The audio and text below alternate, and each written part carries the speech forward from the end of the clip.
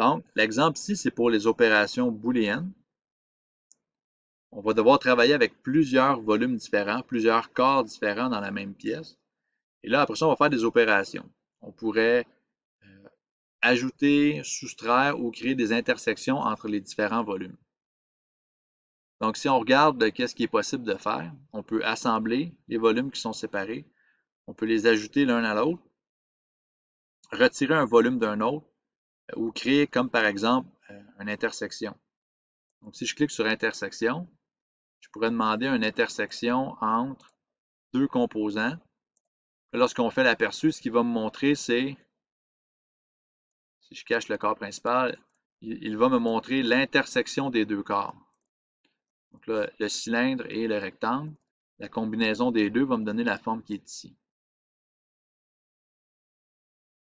Donc, j'ai l'option d'intersection. J'ai une option qui est de retirer. Donc, ici, je peux retirer comme par exemple du grand rectangle. Du grand rectangle, je veux retirer le petit. Donc, je veux retirer le petit rectangle du corps principal. Là, voyez-vous, il va me retirer le volume.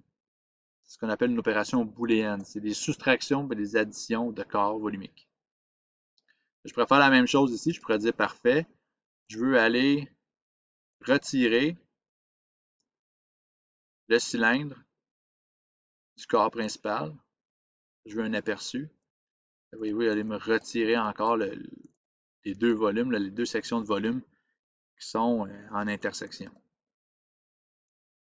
Les fonctions volumiques, c'est très utilisé comme par exemple pour faire des empreintes dans les moules ou quand vous avez des pièces ergonomiques que vous voulez créer, ou vous avez une pièce déjà existante que vous voulez insérer dans une autre pièce parce qu'elle vient se déposer dedans, avec votre point de départ, ça pourrait être justement là, faire une opération booléenne pour venir creuser votre pièce pour vous donner un point de départ.